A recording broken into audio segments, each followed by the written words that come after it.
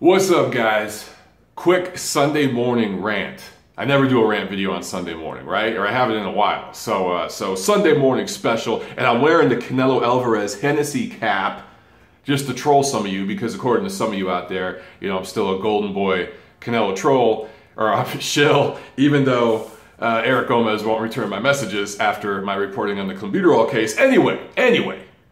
I want to talk about a subject that's been, a lot of you guys have asked me about for a while now, and it's been talked about in boxing circles more and more in recent years, but it's come to light again, to the forefront again recently after the fight between Adonis Stevenson and Stevenson-Jack, which ended up in a draw. And a lot of people felt it was a 6-6 fight, but Jack's rounds, he won them more clearly than Adonis Stevenson did. So the question has come up, and people have talked about this before. Can the 10-point must system be improved? There are flaws in the system, and the flaws are, the biggest one is related to a fight like that. If you have one guy who's doing just enough to barely win rounds, another guy who's clearly winning rounds, is the 10-point must system the best way to go?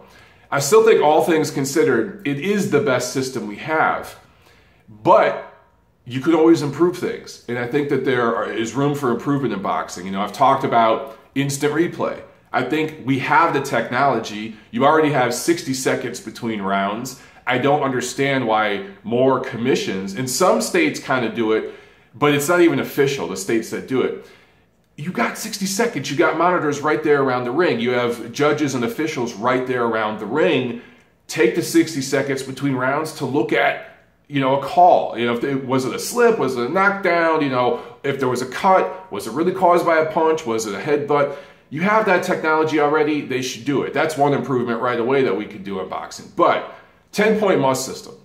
Some people have suggested, instead of having 10-9 rounds, which you can have for a clearly won round, for a very, very close round, score at 10 to 9.5.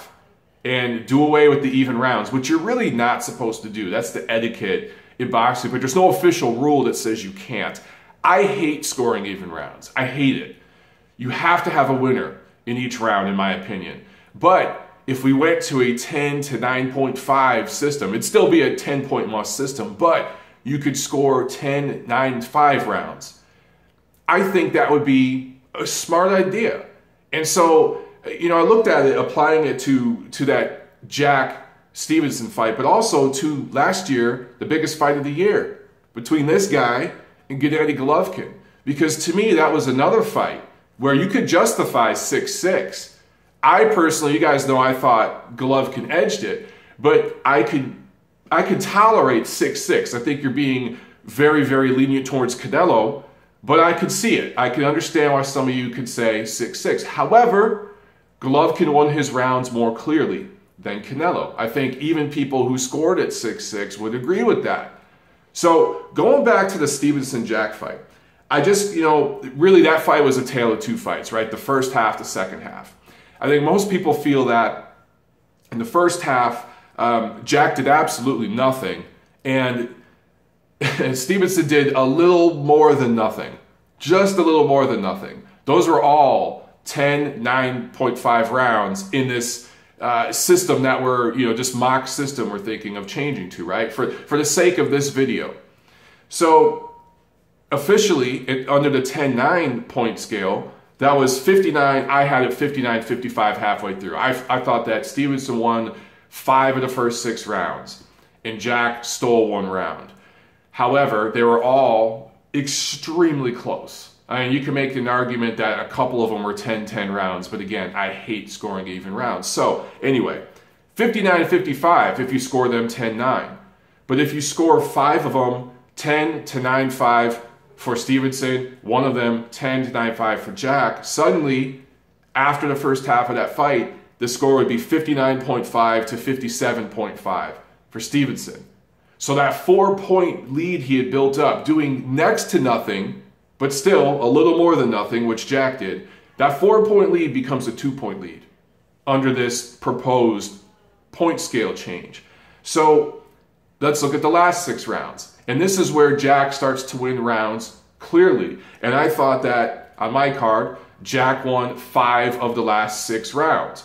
There was, I believe, the 11th round that I scored to Stevenson for landing that big body shot. He had been losing that round and came back and won that round with that big body shot. So I could justify saying that one round was a good, solid 10-9 round for Stevenson, but the 4 rounds that preceded it, 7 through 10, were 10-9 rounds for Jack, and then the 12th round was close, and let's say 10-9-5 for Jack. So officially, if you go just 10-9, right, 59-55 for Jack, the second half of that fight. But if you flip it and you score it 4 rounds clear wins for Jack, 1 clear round for Stevenson, and 1 close round for Jack, that score becomes 59-55.5. So if you go with, under the current system, 10-9, of course, 6 rounds apiece, it's 114-114. But going by this scenario, this proposed scenario that I just laid out, it's a 116.5 to 115 points win for Badou Jack. Under the way I scored that fight, using 10 to 9.5 for close rounds. So you can see here where a fight like that, if one guy's doing more in the rounds, he wins, and one guy's doing just enough to win his rounds, and you have even rounds, the guy who still did the overall better quality work during his moments of the fight wins in that scenario under this proposed point scale change. So I like it, but here are some potential issues. We could be opening up a can of worms here. Now there's 2 ways to look at this, okay? There's 2 arguments. We could have a situation where a fighter does nothing for the first half of a fight, which Badou Jack did against Adonis Stevenson, and ends up winning a light heavyweight title, ends up winning a title fight because he pours it on in the second half. Some people may not like that. Some people may be cool with that. Is it okay if a guy does absolutely nothing the first half of a fight, like nothing for 6 rounds virtually, but then does enough in the second half to win? Are you cool with that? To me, if you still win in the damn fight, you still win in the damn fight. So I'm cool with it. Here's the flip side of that, okay? Some people may look at it as an incentive for a fighter, particularly fighters who fight with the quote-unquote slick defensive style and just barely win rounds, do a lot of dancing and running and pot-shotting to just barely win a round. It would incentivize that type of fighter to try to get 10, maybe 15 more shots off, to land a few more stiff shots, so that in their mind they're like, yo, I don't want a 10-9-5 round here, I want a 10-9 round. So one way it might improve boring fights like we saw over the first half of Stevenson-Jack is in the back of Adonis Stevenson's mind. Now in that fight, he's building up, like I said, a 4 or 5 point lead halfway through. But if you're only getting 10 to 9.5 rounds, maybe he would have had more incentive to punch more in those early rounds, right? To try to score more points, to clearly get a couple 10-9 rounds under this system instead of the 10 to 9.5 rounds. Because that half a point, you're not building up the same lead, and you're doing the numbers in your head as you're fighting. It's like, man, I better throw some more shots. I better make this clear this round. This round's really, really close. So some people may think, you know, well, this system, 10 to 9, I'm just going to call it 10-9-5, okay? You guys know what I'm saying. 10 to 9.5, I'm sick of saying point. The 10-9-5 system, some people would say would hurt those defensive slick type fighters who don't throw a lot of punches and rely on movement to win close rounds and kind of play chess in there. And it would incentivize brawlers or stalkers, aggressive type fighters. I don't necessarily agree with that, because think about it.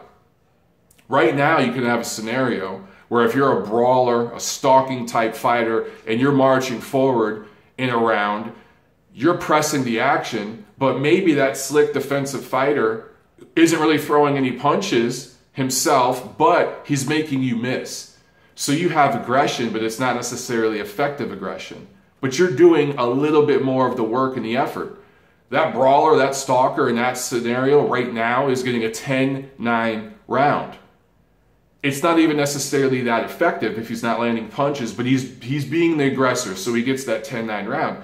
I would say in this new 10-9-5 system, he'd only get half a point. Now, if he's clearly winning the round, if he's stalking, aggressing, pushing the fight forward, and landing shots, okay, that's a 10-9 round.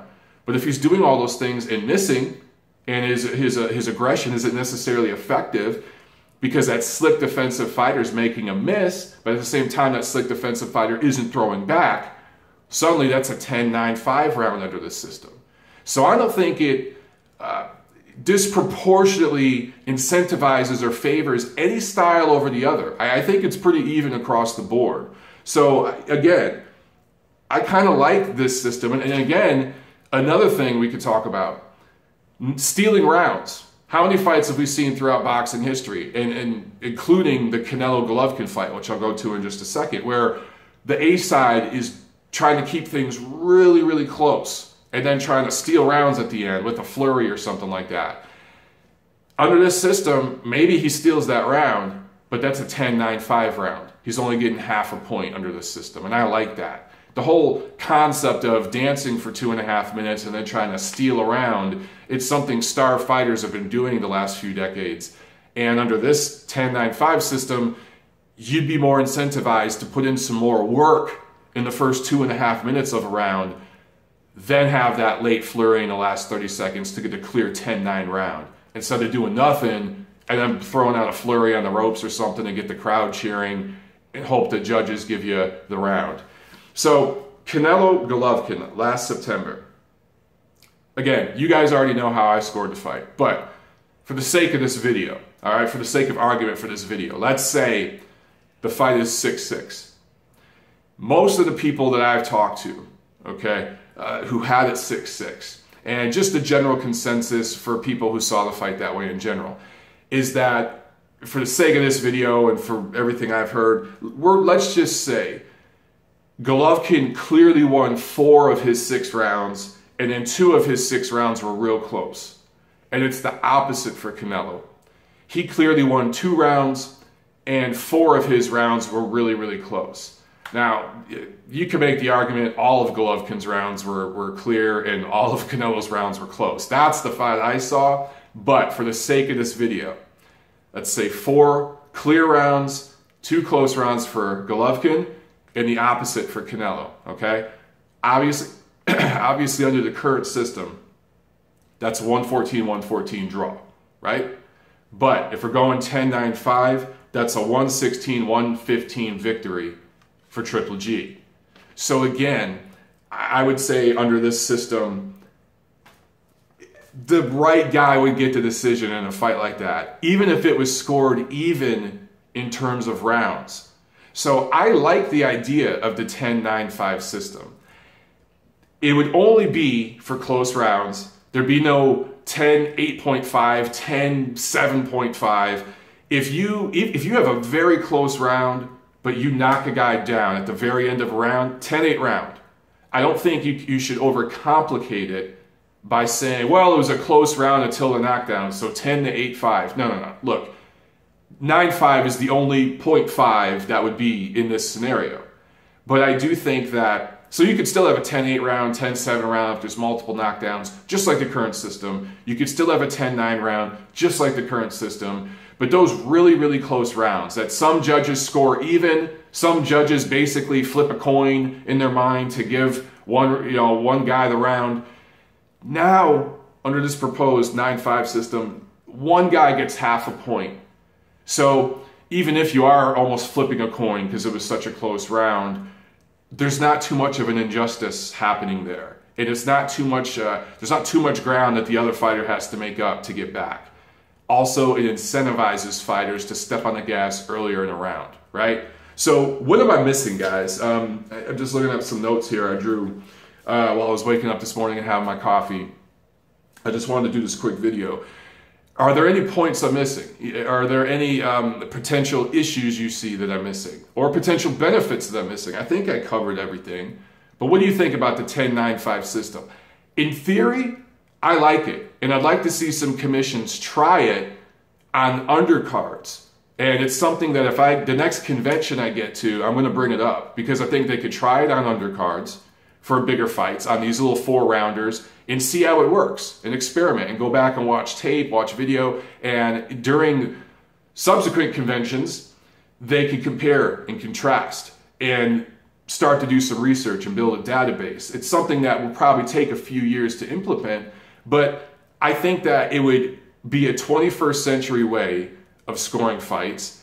We have too many draws in really, really close fights, in big televised championship fights.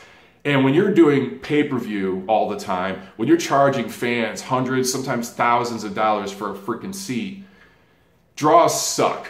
And I think that this system would be a 21st century upgrade to the 10-point must, but it wouldn't ruin the 10-point must. It wouldn't go against the traditions and the heritage of boxing, doing the 10-point must now for how long, right? So it still stays in that tradition and heritage. It's just a slight upgrade. So I like it overall. What do you guys think?